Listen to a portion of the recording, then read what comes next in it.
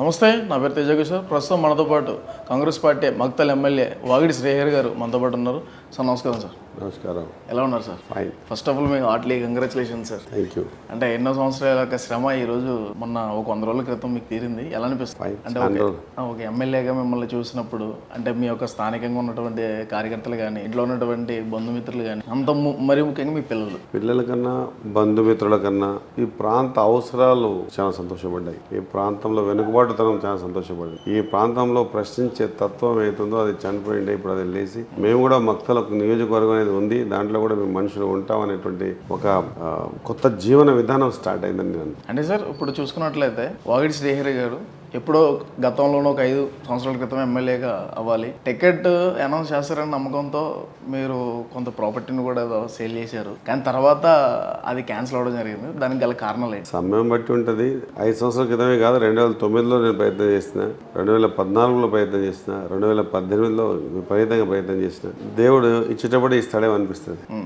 అప్పుడు ఇచ్చిన ప్రతిపక్ష పాత్ర పోషించేది ఉంటుండేమో. ఇప్పుడు ఇవ్వడం వల్లనే నాకు టికెట్ రావటం, గెలవటం, అధికారం రావటం అనేది ప్రాంతాన్ని, మా నియోజకవర్గాన్ని అభివృద్ధి చేసుకోవడానికి ఒక మంచి సమయంలో ఇచ్చిందని అనుకుంటున్నాను. సరే, పడ్డ కష్టాలన్నీ కూడా మర్చిపోయి ఓన్లీ అభివృద్ధి మీద కాన్సన్ట్రేట్ చేసి ముందు పోనీకి అవకాశం ఉందని అనుకుంటున్నాను. అంటే సార్ మీరు ఎలక్షన్స్కి ముందు ఇచ్చినటువంటి హామీలు కానీ, ప్రజలతో మాట్లాడిన మాటలే కానీ, ఇప్పుడు ఎన్నికయ్యారు, ఎమ్మెల్యేగా కొనసాగుతున్నారు, ఆ మాటల మీద మీరు హామీ నిలబడతారా? ఇచ్చిన హామీల మీద నిలబడతారు? 100% ఏవైతే ఎలక్షన్స్లో మాట చెప్పినామో, ఏవైతే పార్టీ మేనిఫెస్టోలో పెట్టినటువంటి 6 గ్యారంటీ స్కీమ్స్ అవి, దాంతోపాటు అక్కడ సమస్యలన్నీ కూడా నోటీస్ చేసి ఇవి సాల్వ్ చేస్తా అని చెప్పినాం. నిలబడడానికి ప్రయత్నం చేసే పద్ధతిలో భాగంగానే రాష్ట్రంలో ఉన్నటువంటి అన్ని నియోజకవర్గాల కంటే భిన్నంగా మొన్న పార్లమెంట్ ఎలక్షన్స్లో హర్ గాంవ్ 1 గంట, హర్ బూత్ 1 గంట, హర్ మండల్ దో దిన్ ఒక కార్యక్రమాన్ని తీసుకొని ప్రతి ఊర్లో ఉన్న సమస్యల్ని నోటీస్ చేసి వాళ్ళకు అక్కడికక్కడే పరిష్కార మార్గం అయ్యేటువంటి అక్కడే పరిష్కారం చేసి, ప్రణాళిక ప్రకారంగా పరిష్కారం అయ్యేటువంటి దాన్ని మేము ఇక్కడ ఆఫీస్కి వచ్చి ఒక సెక్షన్ ఏర్పాటు చేసి ఈ వర్క్ని దేంట్లో తీసుకోవాలి, దేంట్లో కంప్లీట్ చేయాలని చెప్పేసి ఆ ఊర్లో ఉన్నటువంటి ఒక 10-15 మందితో ముఖ్యులతో ఆ వర్క్ విషయం కనెక్టివిటీ మాట్లాడుతూ ఆ వర్క్ని చేసి చూపెట్టాలనే తపన ఉంది. కాబట్టి 284 బూతులలో కూర్చొని వాళ్ళ సమస్యలు రాస్తున్నాం. ఇది ఎక్కడా జరగలేదు అనుకుంటా, నాకు తెలిసినంత మొత్తం తెలంగాణ రాష్ట్రం. కాబట్టి పరిష్కారం సమస్యలు, గ్రామాల్లో ఉన్న సమస్యల పట్ల కొంత అవగాహన ఉన్న వ్యక్తిగా నేను అంచెలంచెలుగా పైకి వచ్చినాం. కాబట్టి సర్పంచ్, ఎంపీటీసీ, ఎంపీపీ, జెడ్పీటీసీ, జిల్లా అధ్యక్షునిగా ఉండి ఇక్కడ వచ్చాను. కాబట్టి సమస్యని పరిష్కారం చేసే విధంగా అందరూ ఎవరు చెప్పినా కూడా పార్టీలకు అతీతంగా గ్రామ సమస్యనే ముఖ్యమన్నట్టు ఈ ఊర్లో మనకు ఇబ్బంది పెట్టినరు లేదా ఈ ఊరికి చేయదని మాట కాకుండా ప్రతి ఇబ్బంది పెట్టిన ఊరైనా పెట్టని ఊరైనా 100% ఆ గ్రామ సమస్యల పట్ల కొంత అవగాహన ఉన్న వ్యక్తిగా దాని పరిష్కార మార్గాలను వెతుకుతా ఉన్నాం. ఖచ్చితంగా వీలైనంత వరకు ఖచ్చితంగా ఆ పరిష్కారాన్ని చేసే ప్రయత్నంలో ముందుంటామని. సార్ మీ పార్టీ ప్రభుత్వం అంటే ఫామ్ చేసిన తర్వాత 100 రోజుల తర్వాత కొంత ప్రజల్లోనే వ్యతిరేకత వచ్చి ఇప్పుడు జరగబోయే ఎంపీ ఎలక్షన్స్లో కూడా అన్ని స్థానాలు మీరు అనుకున్నటువంటి స్థానాలు కూడా రావు. జనాల్లో పూర్తి స్థాయి వ్యతిరేకత, ఒక 5 సంవత్సరాల అభివృద్ధిని కావాలని మేమే వెనక్కి తోసేసామని చెప్పి ప్రజల్లో ఒక భావన క్రియేట్ అయింది. అది ఎంతవరకు వాస్తవం అంటారు? మీ వరకు ఏమైనా చేరింది? నిజాయితీగా చెప్పాలంటే దశాబ్ద కాలంగా మాటలతో నడిచినటువంటి వాతావరణం మనం చూసినాం. నిజాయితీగా ముందుకొచ్చి పనిచేసే ప్రక్రియలో ఉన్నాం. ఎప్పుడే కానీ పనిచేసేటోని మీద రాళ్ళు పడడం సహజం. మాట అందరూ అన్నారు, ఏమని, రైతు బంధు వేయడని వేసి చూపించినాం. ఆర్థిక స్థితిగతులు ఇంత బాగాలేకున్నా కూడా రైతు బంధు వేసి చూపించినాం. 15 ఆగస్టు లోపల 2 లక్షల రుణమాఫీ చేస్తామని మాట ఇచ్చినాం. వేదిక మీద మా ముఖ్యమంత్రి గారు రేవంత్ రెడ్డి గారు ఖచ్చితంగా తూచా తప్పకుండా ఆ పని చేస్తారు. ఇది ఒక్కటి కాకుండా గతంలో మీరు చూసారు, చాలా సందర్భాల్లో ఎంతోమంది ఉపాధ్యాయ సంఘాలు కానీ, ఇంకో సంఘాలు కానీ, ఉద్యోగ సంఘాలు కానీ జీతాలు 1 తారీఖు ఇవ్వమని చెప్పేసి ఇబ్బందులు పడ్డారు, ఇవ్వలేదని. ఈసారి 1 తారీఖు జీతాలు ఇచ్చే ప్రక్రియ ఏర్పాటు చేసుకుంది. ఏది కూడా ఆపకుండా రాష్ట్ర ఆర్థిక స్థితిగతులు ఇంత బాగా లేకపోయినా కూడా ఖచ్చితంగా ఇచ్చిన మాట నిలబెట్టుకోవాలని ఒక తాపత్రయం ఉన్న వ్యక్తులుగా, ఉన్న ప్రభుత్వంగా, ఉన్న ముఖ్యమంత్రి గారు, మా ప్రభుత్వం కానీ, మేము కానీ ఖచ్చితంగా ఎటువంటి పరిస్థితుల్లో వెనక్కిపోయే ప్రశ్ననే ఉండదు. ఏ మాటలైతే ఇబ్బంది పెట్టినామో ఆ మాటలు నిలబెట్టుకునేటువంటి పూర్తి ధ్యాసలో ఉన్న వ్యక్తులుగా పనిచేస్తూ ఉన్నాం. ఎలక్షన్లో సహజం ఎవరు దుమ్మెత్తిపోవడం అలవాటు, దానికి పెద్ద పట్టించుకోవాల్సిన అవసరం కూడా లేదని నేను అనుకుంటున్నా. మా అదృష్టం దురదృష్టం కొంత మేము ఫీల్డ్లో దిగుదామనే లోపలనే ఎలక్షన్స్ కోడ్స్ వచ్చి కొంత ఆగిపోవడం జరిగింది. ఎలక్షన్ కోడ్ల వల్లనే కొంత పని వెనక్కి దిగింది. కానీ రాష్ట్ర ప్రజలకు తెలుసు ఆర్థిక స్థితిగతులు ఏమున్నాయి. మేము ఎప్పుడు కూడా 10 సంవత్సరాలు గతంలో ప్రభుత్వం పరిపాలిస్తుంటే కూడా మంచి జరుగుతుందేమో అని మొదటిసారి చూసిన ప్రజలు. సెకండ్ టైం కూడా ఇస్తే అవకాశం ఇస్తే ఇంకా బాగా చేస్తారేమో అనుకున్నారు. ఫస్ట్ టైం సెకండ్ టైం బాగు చేయలేని పరిస్థితిని బట్టి కాంగ్రెస్ పార్టీ అయితే గతంలో కొన్ని కొన్ని మ్యాక్సిమం ఏం చేసినా కాంగ్రెస్ పార్టీ చేసినవి కనిపిస్తూ ఉన్నాయి. ఉదాహరణ తీసుకుంటే మా దగ్గర జూరాల కానివ్వండి, దాని కింద నాగార్జున సాగర్ కానివ్వండి, దాని కింద శ్రీశైలం కానివ్వండి, నాగార్జున సాగర్, ఇవన్నీ కూడా కాంగ్రెస్ హయాంలో జరిగినవే. ఇప్పటిదాకా కలిసిపోండి. ఇప్పటిదాకా మనం కామెంట్ చేసే స్థాయిలో లేకున్నా కూడా ఒక మాట చెప్తామంటే ప్రాక్టికల్గా 1,00,00,000 కోట్లతో కట్టినటువంటి మేడిగడ్డ కాళేశ్వరం పరిస్థితి అందరూ చూస్తూ ఉన్నారు. ఎవరు బురదల్ని బట్టగాల్చి మీరు వేసినంత మాత్రాన అది నిజమైపోతుంది అనుకునే స్థాయిలో ప్రజలు లేరు. అర్థం చేసుకుంటున్నారు, మమ్మల్ని అర్థం చేసుకుంటారు. ఖచ్చితంగా అన్ని కోణాలకించి తెలంగాణ అభివృద్ధి సర్వతోముఖ అభివృద్ధిగా తెలంగాణ ముందు తీసుకుపోయే ప్రక్రియలో భాగంగా తీసుకునే ప్రతి నిర్ణయం ఎవరెన్ని మాట్లాడినా, చవాకులు మాట్లాడినా ఒక జవాబుదారీతనంతో నిబద్ధతతో ఈ కార్యక్రమాలు ఏవైతే చెప్పినో అవి పూర్తి చేయడానికి పూర్తి స్థాయిలో రాత్రి పగలు అనకుండా ఈ పనుల మీద ధ్యాస పెట్టి పూర్తి చేయాలని తపంతో ఉన్నాం. కాబట్టి కొంతమంది వేయడం, కొంతమంది అబాండాలు వేయడం, చేయలేదు. అసలు ఎంత దుర్మార్గం అండి, ఎంతో దుర్మార్గం. మా నియోజకవర్గమే తీసుకుందామండి. 10 సంవత్సరాలు అధికారంలో ఉంది గత ప్రభుత్వం. ఒక్క డబుల్ బెడ్రూమ్ ఇంటికి బునాది కూడా వేయలేదండి. వేస్తారేమో అని ఆశ వేయలేదు. అయినా మేము ఏమనలేదు. సరే వేయకపోతే ప్రజలు బుద్ధి చెప్తారన్నారు. అట్లా ప్రజలు మమ్మల్ని కోరుకున్నారు. రేపు మేము చెప్పిన పనులు చేస్తామో చేయమో మాకు సమయం కూడా ఇవ్వాలి కదా. ఖచ్చితంగా చేయకపోతే రేపు దోషిగా నిలబడతాం. చేసినప్పుడు చేసే సమయం ఇవ్వకుండా ఎక్కడ చేస్తారేమో, చేస్తే మంచి పేరు వస్తుందేమో అనేటువంటి ఆలోచన విధానంతో చేయలేదు. 100 రోజులైనా ఆయన చెప్పింది చేయలేదు, ఏం చెప్పింది చేశారు. ప్రతి నియోజకవర్గానికి హెడ్ క్వార్టర్కి దగ్గర కోట్లు పెట్టి మా దగ్గర అన్నారు, ఏమని నీ కాన్స్టిట్యూన్సీ హెడ్ క్వార్టర్లో మినీ ట్యాంక్ బండ్ కడతామని. దరిద్రమైన పరిస్థితుల్లో ఇడిచిపెట్టిపోయారు. మా తన 10 సంవత్సరాలు సంగమండ ప్రాజెక్టులు భూత్పూర్ ప్రాజెక్టు పూర్తయి డిస్ట్రిబ్యూటరీ కెనాల్స్ ఇప్పటిదాకా తట్టడి మట్టి కూడా తీసి బయటికి వేయలేదు. ఎందుకు చేయలేదు? చేయొద్దని అడ్డపడిరా, ఆపిర్రా. ఈరోజు ఎందుకు మరి 18 సంవత్సరాలకించి మీరు చేయలేని పని, లేదా గత 10 సంవత్సరాలకించి సంగమండ డ్యాములో భూ నిర్వాసితులకు రావాల్సినటువంటి లేబర్ పేమెంట్ని ఎందుకు చేయలేదు? సార్ అది విషయానికి వస్తే సంగమండ గురించి విన్నాము. ఎందుకు చేయలేదు? 90s ఉన్నటువంటి దాన్ని ఒక సమస్యని ఇప్పటివరకు ఎవరు చేయలేకపోయారు. మీరు అధికారంలోకి వస్తే యాజ్ ఎమ్మెల్యేగా, మీ కాన్స్టిట్యున్సీ ఎమ్మెల్యేగా వచ్చిన తర్వాత దాన్ని ఒక 18 రోజుల్లో పూర్తి చేయగలిగారంట, పూర్తి చేశారు. అది మీకు ఎలా సాధ్యపడి ముందుగానే మీకు ఆలోచనలు ఉందా? అంటే ఆ సంగమండ పోతే మీకు చాలా వరకు నీటి సాగుదల వస్తుంది అని చెప్పి మీరు ప్రజల్లో తిరిగి దాన్నే ఆ కాన్సెప్ట్ని మీరు తీసుకెళ్లారా జనాల్లోకి ఏమన్నా? కానీ ప్రజల్లో తిరిగినప్పుడు కాదు, దాని మీద ఉద్యమాలు చేసినాం, దాని మీద పోరాటం చేసినాం, ప్రెస్ మీట్లు పెట్టినాం. ఒక్క బండ తొలగిస్తే 22,000 ఎకరాలకు సాగునీరు వస్తుంది. దగ్గర 12 గ్రామాలకు వ్యవసాయం యోగ్యమైన నీరు వస్తాయి. ఆ బండ తొలగించడానికి వెళ్తే ఆ గ్రామస్తులు మాకు రావాల్సిన బెనిఫిట్స్ మాకు ఇవ్వలేదు, మాకు ఇవ్వకుండా మీరు ఎట్లా చేస్తారని వాళ్ళు ఆపడం జరిగింది. ఈ విషయాన్ని గతంలో ఎన్నోసార్లు తీసుకుపోయినాము. శాసనసభలో వారి దృష్టి తీసుకుపోయినాం, ప్రభుత్వం దృష్టి తీసుకుపోయినాం, ఎక్కడ స్పందన లేదు. కాబట్టి దాని మీద ఉన్న పూర్తి అవగాహన ద్వారా ఎప్పుడు కానీ మనిషి తన ఉనికిని కాపాడుకొని పని చేయగలుగుతాము, పని మీద శ్రద్ధ ఉంది, కాన్సన్ట్రేషన్ ఉంది అని, మేము చేసే పనిలో నిజాయితీ ఉందని ప్రూవ్ చేయడానికి గెలిచిన మరుసటి రోజుకించే దాని ఫైల్స్ తీపిచ్చి మాట్లాడి చేసి అన్ని A to Z up to token amounts వరకు వేయించి ఖచ్చితంగా ఈ రాష్ట్ర క్లిష్ట పరిస్థితుల్లో కూడా ప్రభుత్వాన్ని మెప్పించి ఇట్లా 22,000 ఎకరాలకు ఒక చిన్న బండ వల్ల ఇబ్బంది అవుతుంది. ఆ బండ తొలగించడానికి వాళ్ళు అక్కడ ఉన్నటువంటి భూ నిర్వాసితులు మాకు బెనిఫిట్స్ రాలేదని అడుగుతూ ఉన్నారు. ఆ భూ నిర్వాసితులు రావాల్సిన బెనిఫిట్స్ కూడా ఇవ్వాల్సిన ధర్మం మనకు ఉంది. గతంలో అంతకుముందు కాంగ్రెస్ పార్టీ ఇచ్చినవే బెనిఫిట్స్ అన్ని కూడా ఇప్పుడు కాంగ్రెస్ పార్టీ ఇవ్వాలని చెప్పేసి అందరిని ఒప్పించి మెప్పించి ఇప్పించి వర్క్ స్టార్ట్ చేసి సాధ్యమైనందుకు ఈ వర్షాకాలం లోపలనే నీరు అందించి ఒక ప్రయత్నం చేస్తూ ఉన్నాం. ఆ పని మీద ధ్యాస ఉంది కాబట్టి చేస్తూ ఉన్నాం. పని చేయాలనే ఆలోచన ఉంది కాబట్టి చేస్తూ ఉన్నాం. రోజుకి దాదాపు 16 నుంచి 18 గంటలు ఆలోచన చేస్తూ ఉన్నా. ఈ ప్రాంతం పట్ల అవగాహన ఉన్న వ్యక్తిగా ఈ ప్రాంతంలో అవగాహన వ్యక్తిగా జెడ్పీటీసీ గతంలో ఫ్లో లీడర్ ఉన్నప్పుడు కూడా ఈ విషయాన్ని ఎన్నోసార్లు జిల్లా పరిషత్లో కూడా మాట్లాడడం జరిగింది. ఇక్కడ స్పందన రాలే, అది చేసి చూపించాలా, ప్రజలకు ఒక నమ్మకాన్ని కలిగించాలని చెప్పేసి. ఎన్ని నెలల్లో మీరు పూర్తి చేయబోతున్నారు సార్? అది ఆల్రెడీ వర్క్ స్టార్ట్ అయింది. నేను అనుకుంటున్నా అన్ని సమకూరుస్తే అన్ని సరిపోతే ఇంకొంత 15% బెనిఫిషియర్స్కి ఇంక ఇచ్చేది ఉంది. కలెక్టర్ గారితో మాట్లాడినాం ఈరోజు ఆయన సార్ట్అవుట్ చేస్తా అన్నారు. ఆ సార్ట్అవుట్ చేసి అది కూడా ఏం చేసి వీళ్ళంతవరకు ఈ వర్షాకాలం లోపే వచ్చే వర్షాకాలం అయితే డ్యామ్ షూర్ అయిపోతుంది, కానీ ఈ వర్షాకాలమే ప్రయత్నం చేస్తూ ఉన్నాం. 2 కాలువలకు తూములు ఆన్ ఆఫ్ సిస్టమ్ సరిగా లేక వాటర్ లీకేజీలు, కొన్ని టీఎంసీలు వాటర్ పోతూ ఉండే, భూత్పూర్తి కూడా తూములు టీఎంసీ వాటర్ వేస్ట్ అయిపోతూ ఉండే. అవి కూడా సెట్ చేయడానికి మనం ఈఎన్సీతో మాట్లాడడం జరిగింది, కన్సర్న్ డిపార్ట్మెంట్తో మాట్లాడడం జరిగింది. రాత్రి బోల పని మీద ధ్యాసలో ఉన్నాం, ధ్యాసల్నే బతుకుతున్నాం, ధ్యాసల్నే తింటున్నాం, ధ్యాసల్నే ఉంటున్నాం. కాబట్టి పని కావడం ఈజీ.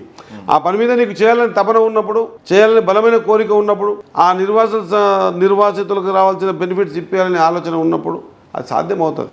సార్, ఇప్పుడు కాంగ్రెస్ పార్టీ ఇప్పుడు ఈ జరిగిన 2024-23 ఎలక్షన్లలో మీరు ఈ పార్టీ కాంగ్రెస్ పార్టీ అస్తం గుర్తు చూసి మిమ్మల్ని ఎన్నుకున్నారా, లేదంటే వాగటి శ్రీహరి గారు అనే వ్యక్తి ఎమ్మెల్యే అయితే మా నియోజకవర్గాన్ని బాగుంటుందని ప్రజలు నమ్మి మీకు ఓటేశారు అనుకుంటున్నారు? నిజానికి చెప్పాలంటే పార్టీను కావాలా, క్యాండిడేచర్ కూడా కావాలా. ఏ 2 లేకున్నా కూడా కుదరదు. చప్పట్లు అనేవి ఒక చేతితో రావు, 2 చేతులు కావాల్సిందే. పార్టీ ఉండాలా, పార్టీ లేకపోతే వ్యక్తికి మనం లేదు, వ్యక్తి లేకపోతే పార్టీకి కొంత ఇబ్బంది అవుతుంది. కాబట్టి పార్టీని చూసి, వ్యక్తిని చూసి, గతంలో కాంగ్రెస్ పార్టీ చేసినటువంటి పరిస్థితులను చూసి, కాంగ్రెస్ పార్టీనే నమ్ముకొని దగ్గర 30 సంవత్సరాల కింద పార్టీని వదిలిపెట్టకుండా క్షణికం ఈసారి టికెట్ రాకుంటే ఒకటే నిమిషానికి మారిపోయి ఈ రోజుల్లో కూడా పార్టీని అట్టిపెట్టుకొని పార్టీతో మమేకమై నడిచినందుకు పార్టీ గుర్తించి ఒక వెనుకబడ్డ జాతుల్లో కూడా మేము కూడా ఇచ్చి టికెట్ ఇచ్చి గెలిపించుకోగలుగుతాం అనేటువంటి ఆలోచనతో వాళ్ళు టికెట్ ఇవ్వడం. రాష్ట్రంలో మా పార్టీలో కూడా దగ్గర 3 మ్యాక్సిమంగా టికెట్స్ ఇవ్వడం జరిగింది. దాంట్లో అదృష్టంగా ఈ ప్రాంత ప్రజలు నా ఆలోచన విధానాన్ని అర్థం చేసుకొని నన్ను నమ్మి వాళ్ళు ఎత్తుకున్నారు కాబట్టి గెలవడం జరిగింది. ఆ ప్రజలు వాళ్ళ మనసులో పెట్టుకున్నారు కాబట్టి గెలవడం జరిగిందని నేను అనుకుంటా ఉన్నాను. సార్, మీరు పెట్టిన పథకాల్లో ఆడవాళ్ళకి, మహిళలకి ఫ్రీ బస్సు అని పెట్టారు. బస్సు ఫ్రీ అని పెట్టారు, కానీ బస్సులు ఎక్కువ శాతం లేకపోవడం కారణం అంటే బస్సులు ఎక్కేటప్పుడు కొట్టుకుంటున్నారు, వాళ్ళు ఇబ్బందులు పడుతున్నారు, సౌకర్యంగా సుఖంగా సురక్షిత ప్రాంతానికి చేరుకోలేకపోతున్నారు. మీరు అడిగిన ప్రశ్న మంచిదే, కానీ దీన్ని గ్రహించాల్సింది ఏంటంటే గతంలో ఉన్నటువంటి బస్సుల్ని ఆడవాళ్ళకు బస్సులు ఫ్రీ పెట్టి కొన్ని బస్సులను డిపోలకు పరిమితం చేయాలి. గతంలో ఎన్ని బస్సులు నడుస్తూ ఉన్నాయో అన్ని బస్సులు ఇప్పుడు నడుస్తూ ఉన్నాయి. మహిళలకు ఉచితంగా ఇచ్చాం కాబట్టి ఆ సౌకర్యాన్ని దాన్ని వాడుకుంటున్నారు. మంచిదే, వాడుకునేవాడిని.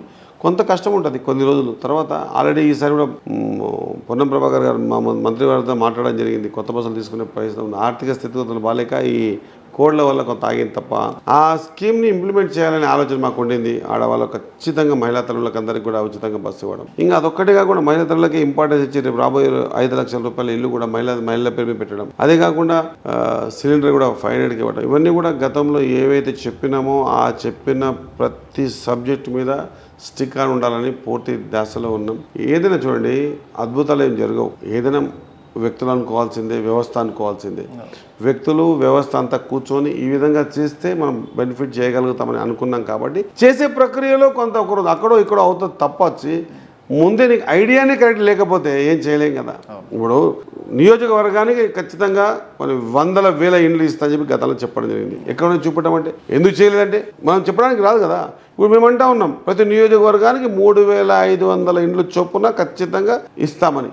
దాన్ని కూడా బెనిఫిషియర్ని చూసి, ప్రాంతాలని చూసి, అక్కడ అవసరాన్ని చూసి ఖచ్చితంగా ఏ పార్టీ అయినా పార్టీలకు అతీతంగా ఇద్దామని తీర్మానం చేసుకుందాం. మంచి ఆలోచనే కదా. ఇంప్లిమెంట్ చేసేటప్పుడు కొంత అక్కడిక్కడ అవ్వచ్చు కాక అది సెకండరీ ఇష్యూ, కానీ ఇంప్లిమెంట్ చేయాలనే ఆలోచన ఉండాలి కదా.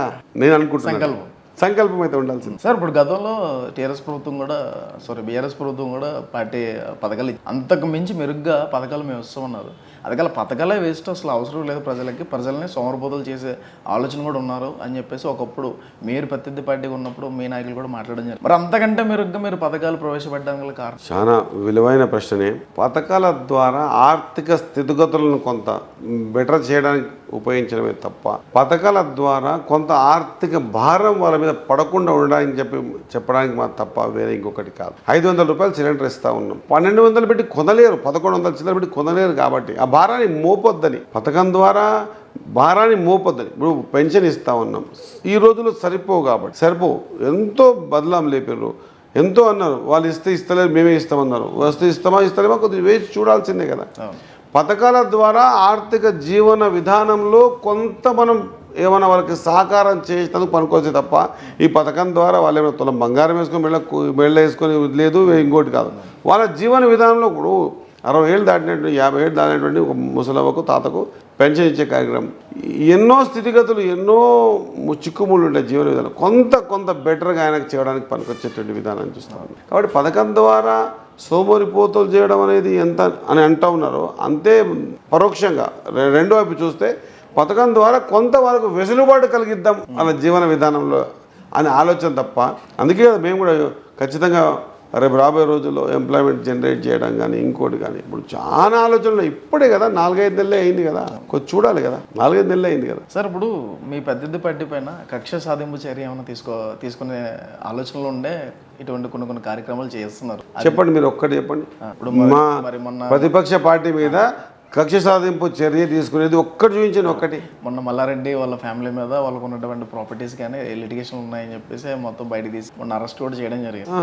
సో ఇటువంటి విషయాల మీద అంటే పార్టీ అటువంటి నిర్ణయాలు తీసుకోవడానికి అటువంటి ఆలోచించడానికి అంటే గతంలో ఇబ్బంది పెట్టిందన్న ఆలోచన నేను చూడలేదు, కానీ నేను ఏదో పేపర్లో చదివిన ఒక చిన్న టైంలో చూసిన మల్లారెడ్డి గారి ప్రాపర్టీని ఎవరో ఏదో చేశారట.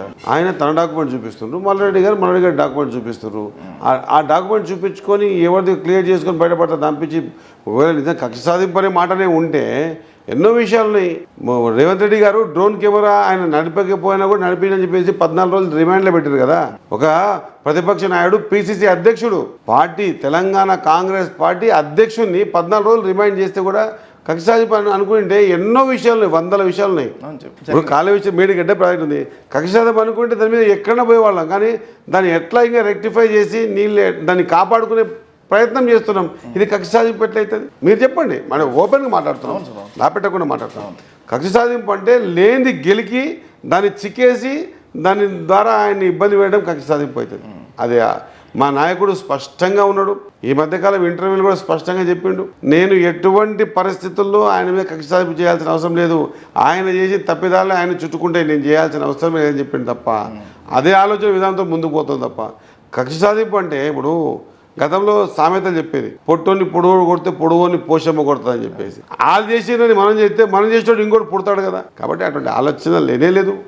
ఎంతసేపు ఉన్నా రాత్రి బొగళ్ళు ఎట్లా చేస్తాం, ఈ ఆర్థిక స్థితిగతులకించి బయటికి ఎట్లా వేద్దాం, ఇవి చెప్పిన మాటలు ఈ సంక్షోభం నుంచి ఎట్లా బయటపడదాం, ఈ చెప్పిన మాటలు ఎట్లా నిలబెట్టుకోవడానికి ఇంకేమైనా ప్రయత్నం చేద్దామనే ఆలోచన తప్ప సర్వతోముఖాభివృద్ధిగా తెలంగాణని ముందుకు తీసుకుపోవడానికి చేసే ప్రయత్నాలు తప్ప వేరే ఇంకా ఆలోచన నేను ఎక్కడ చూడలేదు, స్మెల్ కూడా చేయలేదు, వినలేదు. నేను అనుకుంటా ఉన్నాను నా పర్సనల్గా. సార్ తెలంగాణ రాష్ట్రంలో చుట్టుపక్కల ఉన్నటువంటి జిల్లాలో కానీ లేదంటే మెయిన్ హైదరాబాద్ కానీ ఇప్పటి వరకు ఉన్నటువంటి ఉద్యోగ అవకాశాల కంటే మెరుగ్గా మీ ప్రభుత్వం ఎటువంటి ఉద్యోగ అవకాశాలు కల్పించబోతుంది యువతకి? ఖచ్చితంగా అండి. దాని ఒక మంత్రివర్గం కూర్చుంటున్నారు, మాట్లాడుతున్నారు, డే అండ్ నైట్ దాని మీదే ఎక్సర్సైజ్ చేస్తూ ఉన్నారు. మనకంటే అప్పర్ స్టెప్ అది ఆలోచన చేస్తుంది, మనం కాదు. కానీ ఆ ఆలోచన విధానంలో అనునిత్యం ప్రయత్నం చేస్తూ ఉన్నారు. Let it come, when time comes అది బయటకు వచ్చేసి. అంటే సార్ మీ క్యాడర్లో అంటే మీ యొక్క ప్రభుత్వం సంబంధించి ఆ క్యాడర్లో కంపెనీలు తేవడం కానీ ఇండస్ట్రీస్ ఇక్కడ పెట్టడం కానీ కొత్తగా క్రియేట్ చేయడం కానీ అటువంటి సామర్థ్యం ఉన్నటువంటి వ్యక్తులు పార్టీలో ఉన్నారని అనుకుంటున్నారా? ఎందుకుంటారండి, మన నాయకునికే ఉంది ఆ ఆలోచన. ఆయనకుంటే కాకుండా పక్కన ఉన్న వాళ్ళు ఆయనకే ఉంది, మిగతా అందరూ కూడా ఆలోచన చేస్తారు. అట్లా చేస్తే కదా ఎంప్లాయ్మెంట్ జనరేట్ చేయగలుగుతాం, లేకుంటే చేయలేం కదా. అటువంటి ఏమి ఇబ్బంది లేదు.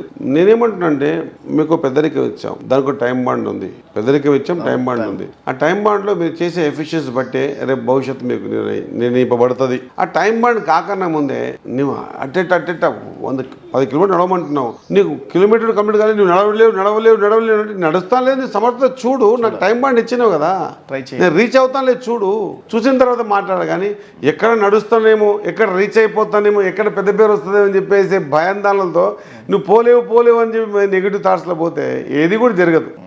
ఈ భూమి మీద ఏది కూడా సహజ సిద్ధంగా వచ్చింది కాదు.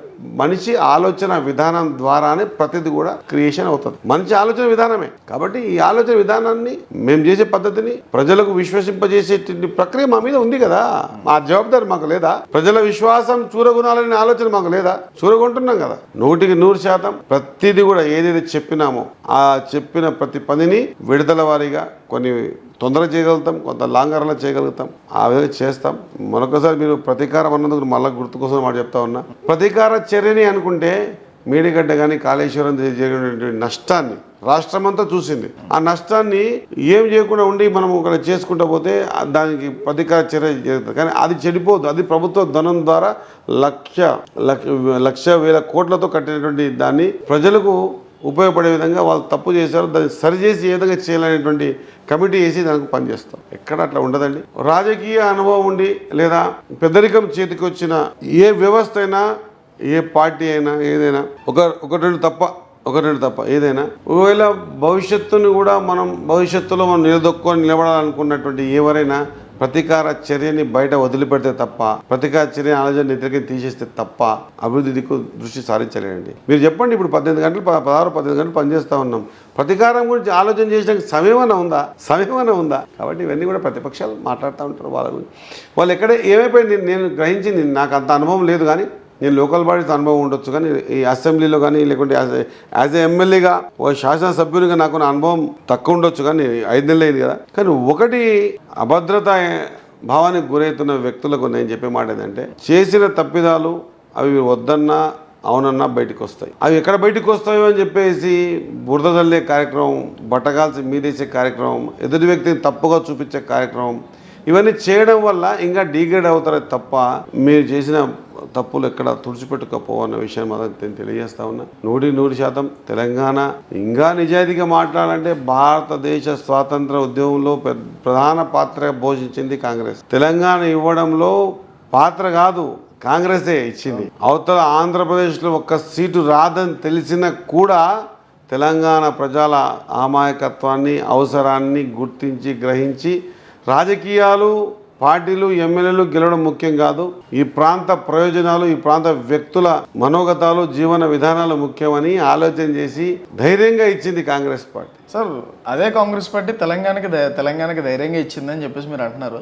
ఆ కాంగ్రెస్ పార్టీని అదే ప్రజలు 10 సంవత్సరాలు ఎందుకు వెనకబెట్టారు? కాంగ్రెస్ పార్టీతో ఉన్నటువంటి పెద్ద లోపం ఏంటంటే, ఇది చాలా పనులు చేస్తుంది, చెప్పుకో, అడ్వర్టైజ్మెంట్ చేయదు. అంటే 24 తెలంగాణలో చిన్న ఎగ్జాంపుల్, మంచి ప్రెసిడెంట్, ఇది వైరల్ అయితే కానీ తెలంగాణ ఇచ్చింది కాంగ్రెస్.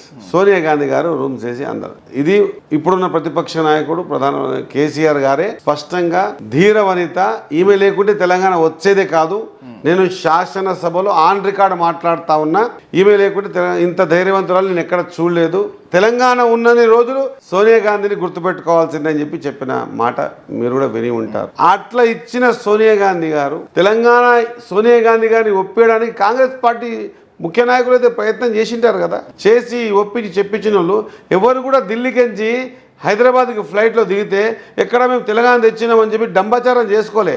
అదే కేసీఆర్ గారు, హరీష్ రావు గారు ఏనుగులు, ఒంటెల మీద శంషాబాద్కి నుంచి హైదరాబాద్ వరకు తెలంగాణ రాష్ట్రం అంతా కూడా తెచ్చింది మేమే అనే విధంగా ప్రయత్నం చేశారు. కాబట్టి ప్రజలు అరే నిజమా అనేటువంటి ఆలోచనతో ఒక ముందుకు పోయేలా చేయడం జరిగింది తప్ప, నేను అనుకుంటున్నా ప్రజలు తర్వాత తెలుసుకున్నారు కాబట్టి ఈసారి తెలంగాణ ఇచ్చింది కాంగ్రెస్ అనుకున్నారు కాబట్టి కాంగ్రెస్ గారి పట్టం కట్టిండు. కొంత తెలుసుకున్న తర్వాత ఇవన్నీ అబద్ధాల మాటలు, ఇవన్నీ ఇట్లా కాదు, నిజంగా కూడా ఇచ్చిందే కాంగ్రెస్, రేపు చేస్తే కూడా కాంగ్రెస్ చేస్తారని నమ్మినారు కాబట్టి కాంగ్రెస్ పార్టీని విశ్వసించి ఈసారి ఓటేసి గెలిపించింది అనుకుంటున్నాను. అంటే కేసీఆర్ చేసినటువంటి ఉద్యమం కానీ, అప్పుడు ఉన్నటువంటి స్టూడెంట్స్ చేసినటువంటి ఉద్యమం కానీ, ఆ ఉద్యమంలో పాల్గొకపోతే కాంగ్రెస్ పార్టీ చెప్పినంత మాత్రాన ఈ ఉద్యమాలు చేయకపోతే వచ్చేదా సపరేట్ తెలంగాణ? మీరు చెప్పండి, జర్నలిస్ట్గా ఒక మాట చెప్పండి. కేసీఆర్ గారు చేసిలేరని అనడంలే, కేసీఆర్ గారితో పాటు యావత్ తెలంగాణ ప్రజలందరూ కూడా సకల జనులు సమ్మె చేసినామండి. నేను కూడా చేసిన, నా మక్తల్లో 41 days సమ్మె చేసినాం, దీక్ష చేసినాం, 41 days దీక్ష చేసినాం. ఎస్, నా కాంట్రిబ్యూషన్ కూడా ఉంది, నేను గర్వంగా చెప్పుకుంటా. అప్పుడు నేను కాంగ్రెస్ పార్టీలో ఉన్నా, అప్పటికి కాంగ్రెస్ పార్టీలో పెద్ద స్థానంలో ఉన్న ప్రజల ఆ తర్వాత మళ్ళీ జెడ్పీటీసీ కూడా గెలిచిన నేను కూడా కాంట్రిబ్యూట్ చేసిన. ఎస్, గర్వంగా చెప్పుకుంటా, స్టేట్కి చేయాలి కదా, గర్వంగా చెప్పుకుంటా. కాబట్టి ఈ విధంగా తెలంగాణ ఐడియాలజీ, తెలంగాణ కావాలని వాంటిగా ఉన్న ప్రతి వ్యక్తి కులాలకు, మతాలకు అతీతంగా, పార్టీలకు అతీతంగా 100% అందరం వచ్చి రోడ్డు మీద కూర్చున్నాం, ఇది మాకు కావాలని. ఇది కాదంటారా? సకల జనులు చేస్తే తెలంగాణ, దాంట్లో ఆయన కాంట్రిబ్యూషన్ ఉంటుంది, దానికి కాంట్లేదు. కానీ అందరి కాంట్రిబ్యూషన్ ఉందనే దాన్ని నువ్వు తొక్కిపడేసి నా కాంట్రిబ్యూషన్ ఉందని చెప్పేసి చేయడం అనేది కరెక్ట్ కాదు కదా. 12 మంది పిల్లలు చచ్చిపోయారండి, ఈ మాట నేను చెప్తా ఉన్నా. 12 మంది పిల్లలు చచ్చిపోయిన ఫోటోలు ఇక్కడ పెట్టినరా? కానీ ఎప్పుడన్నా ప్రతిసారి పెట్టేటప్పుడు కేసీఆర్ గారు అది హాస్పిటల్లో ఉన్న ఫోటో మాత్రమే పెడతారు, బయటికి స్తూపాలు పెట్టారు కదా. కాదు, ఆ ఫోటో పెడతారండి. ఎన్నోసార్లు చూస్తాను నేను అనుకుంటా సరే పెద్దోళ్ళు అయితే చూడు, చిన్నోళ్ళు కరెక్ట్. కానీ నేనేమంటున్నా 100% అందరం ప్రయత్నం చేశారు. నేను కూడా నాతో పాటు వేల మంది ఇక్కడ ప్రయత్నం చేశారు. మక్తలు మేము బార్డర్ కదా, మా కర్ణాటక బార్డర్, మా ప్రాంతం అంతా స్తంభించిపోయింది. మీరు నమ్ముతున్న పక్షులు కూడా లేచి తిరలాడలే, అంత 41 రోజులు దీక్ష చేస్తే సిద్ధించుకున్న తెలంగాణ అండి. అల్టిమేట్గా వాళ్ళే చెప్పిండండి, తెలంగాణలో కేసీఆర్ గారు స్పష్టంగా మొదటిసారి అసెంబ్లీలో ముఖ్యమంత్రి అయిన తర్వాత ఆన్ రికార్డ్ ఫస్ట్ మాటగా చెప్పిన మాట, కాంగ్రెస్ ఇవ్వబట్టే, సోనియా గాంధీ గారు ఇంటెన్షివ్ తీసుకోబట్టే, ప్రత్యేక శ్రద్ధ తీసుకోబట్టే తెలంగాణ సాధించగలిగినాం అని చెప్పిన మాట ఆయన చెప్పారు. ఆ తర్వాత తిట్టారండి. కానీ మీరు ఇప్పుడు మంత్రిగా నియమితులు అవబోతున్నారు, ఏ శాఖలో వేసే అవకాశాలు పెద్దవాళ్ళు చూసుకుంటారు. మనం అంటే మీకున్నటువంటి ఆలోచన బట్టి కానీ, మీకున్నటువంటి అవగాహన బట్టి కానీ, ఏమైనా టూరిజం మినిస్టరా లేదండి, అంటే డిసైడ్ చేయాల్సింది అధిష్టానం. వాళ్ళు ఏం తీర్పు చేస్తే మీకు ఏ శాఖ ఇచ్చినా ఓకే, వాళ్ళు ఏ తీర్పు ఇస్తే అదే. కాంగ్రెస్ పార్టీకి లాయల్గా పనిచేశాను నేను. కాంగ్రెస్ పార్టీని వదిలి వేరే పార్టీ దగ్గర పోలేదు. కాంగ్రెస్ పార్టీ అది గుర్తించింది, అవకాశం ఇస్తుంది. ఆ party decision is final. Party ఏం డిసిషన్ ఇస్తే దానిలో పూర్తి సమర్థవంతంగా పూర్తి సమయాన్ని ఇచ్చి పార్టీ ఏం డిసిషన్ తీసుకుంటే సార్. ఇప్పుడు ఒక పార్టీలో ఉన్నటువంటి ఎమ్మెల్యే ఒక ఎలక్షన్ చేయాలంటే దగ్గర 100 కోట్ల పై చిలుక ఖర్చు అవుతుంది. మీకు ఈ 100 కోట్ల రూపాయల ఖర్చు ఆర్థిక స్తోమతకి సరిపోయిందా సార్, లేదంటే ఏమన్నా ఇబ్బందులు పడ్డారా? మిగతా నియోజకవర్గాలు చెప్పలేను, కానీ నా నియోజకవర్గానికి అయితే నా ఎలక్షన్స్లో మీరు ట్రెండ్ చూసి తెలుస్తుంది. నేను ఎప్పుడు కూడా ఎక్కడ కూడా డబ్బు వ్యవహారం కానీ ఏమీ ఇక్కడ చూడలేదు. అంటే ఈ రోజున ఎలక్షన్ అంటే డబ్బు ఖర్చు పెట్టకపోతే ఎమ్మెల్యే ప్రజల దగ్గరికి వెళ్ళి స్పష్టంగా చెప్పిన, ఇన్ని సంవత్సరాలు ఏం చేసిన, ఇన్ని సంవత్సరాలు నేను బాధపడ్డా, ఎన్నో ఆస్తులను ఓడగొట్టుకున్నా కూడా మీ దగ్గరనే ఉన్నా, అనునిత్యం ప్రజలనే ఉంటా.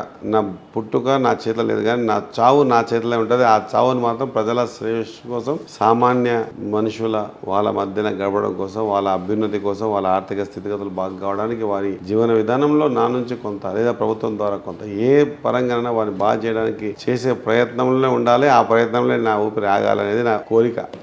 ఆ కోరికలో భాగంగా ప్రజలు నన్ను విశ్వసించి నన్ను గెలిపించారు. సార్ మీ దినచర్య ఎలా ఉంది? అంటే ఇప్పటి వరకు కూడా ఇదివరకు ఇంకొక మాట చెప్పాలి, ఇంతకుముందు రిలేటెడ్ మాట. అసలు మీరు అడిగిన క్వశ్చన్లే ఆన్సర్ ఉంది నా దగ్గర. ఏంటంటే నన్ను ఈయన ఏమీ లేడు, ఈయన నుంచి అవుతుందా, ఈయన ఆర్థికంగా బలంగా లేడు, ఈయన నుంచి అవుతుందా అనుకున్నారు. నా బలమంతా ఆర్థికం కాదు, నా బలమంతా ప్రజలు, వాళ్ళ ఆలోచన విధానం, వాళ్ళ ఐడియాలజీ నా బలం. వాళ్ళతో మమేకమై ఉన్నా కాబట్టి నన్ను గెలిపి నమ్మకం. ఎప్పటి నుంచి సార్ ఈ నమ్మకం? నేను సర్పంచ్ కాకన్నా ముందు కూడా సోషల్ వర్క్స్ చేస్తుండేది. అప్పట్లో చేసేటప్పుడు మా మిత్రులు కొంతమంది అంతా కలిసి ఇట్లా చేస్తే బాగా రాజకీయ పరంగా పోతే ఇంకా బాగా చేస్తామని చెప్పేసి రావడం జరిగింది. రాజకీయ పరంగా నేను మొదటిసారి సర్పంచ్ అయినప్పుడు కూడా అనిపించింది, అరే ఇట్లా చేస్తే బాగా. కానీ తొందరలోనే మేలుకో వచ్చి ఇక ఈ చట్టసభల్లోనే ఉంటే తప్ప ఈ చిన్నగా సర్పంచ్, ఎంపీటీసీ, ఎంపీపీ, జెడ్పీటీసీ, జిల్లా పరిషత్, ఫ్లోర్ ఇవన్నీ కూడా చట్టాన్ని చేయలేవు. కాబట్టి చట్టం చేసే ప్రక్రియలో దాంట్లో మనం భాగస్వాదం అనేటువంటి బలమైన కోరిక ఉండింది. ఈ ప్రాంతం అంతా కూడా ఒక ఆలోచనతో ఉన్నారు వాళ్ళు. ఏమని, ఈ ప్రాంతం మక్తల్ నియోజకవర్గం ముందు ఇట్లా పొడుగా ఉండే, మానూరు, మక్తలు, ఉట్కూరు, నాన్పేట, దామరగిద్ద, మధుర ఇట్లా ఉండే. బైఫర్కేట్ అయిన తర్వాత ఆత్మకూరు, అమర్చింది, నరవ కలిసినాయి మాకు. ఈ ప్రాంతంకి చాలా మంది కొంత ప్రయత్నం చేసినా కూడా ఎవరు కూడా ముందుకొచ్చి నిలబడి గెలిచే పరిస్థితి లేదు. మొదటిసారిగా ఒక 70-72 ఏళ్ల తర్వాత ఈ ప్రాంతవాసికి, ఇక్కడ ఉండడానికి, ఈ స్థితిగతులు, ఈ భౌగోళికం తెలిసిన వ్యక్తిగా నేను చేయగలుగుతానని అనడం, పార్టీ నమ్మడం, టికెట్ ఇవ్వడం, ప్రజలు నమ్మడం, ప్రజలు గుర్తించడం, వాళ్ళు ఇచ్చిన ఆశీర్వాదం వల్ల ఇక్కడ ఉన్నా. కాబట్టి వాళ్ళకి ఖచ్చితంగా మన నుంచి ఎంత బెటర్ అయితే అంత ఇది ఒక అదృష్టంగా భావించి చెప్పారు. సార్ ఇప్పుడు ఎంపీ సీట్లు ఎన్ని సీట్లు వచ్చే అవకాశాలు ఉన్నాయి మీ పార్టీకి? ఎన్ని సీట్లు కైవసం చేసుకోబోతుంది? మేము 12 సీట్లు అనుకుంటున్నాం. 12 సీట్లు. 12 సీట్లు. రేవంత్ రెడ్డి గారు 14 అంటున్నారు. 14 అల్టిమేట్ ఆయన దగ్గర ఇన్ఫర్మేషన్ ఉంటుంది, మనకు అంత ఇన్ఫర్మేషన్ ఉండదు. నా పార్లమెంట్ కూడా, నా కాన్స్టిట్యున్సీ ఏంటనే చూసుకోవాల్సి వస్తుంది. నా కాన్స్టిట్యున్సీలు కూడా బాగానే నమ్మిన ప్రజలు ఇస్తారు, అవకాశం ఇస్తారు. వంశీచంద్ర రెడ్డి గారికి అని పూర్తిగా విశ్వాసంతో ఉన్నా. పూర్తి నమ్మకం అయితే ఉంది. మీ నమ్మకం ఇలాగే కొనసాగాలని చెప్పేసి హార్ట్ఫుల్గా మేము కోరుకుంటున్నాం సార్. మీ యొక్క పరిపాలన ఇంకా మెరుగ్గా ఉండాలి, మీరు కాన్స్టిట్యున్సీలో మీరు ఇంకా ముందుకు వెళ్ళాలని చెప్పేసి A6 ఛానల్ తరఫున హ్యాపీగా కోరుకుంటున్నాం. నమస్కారం.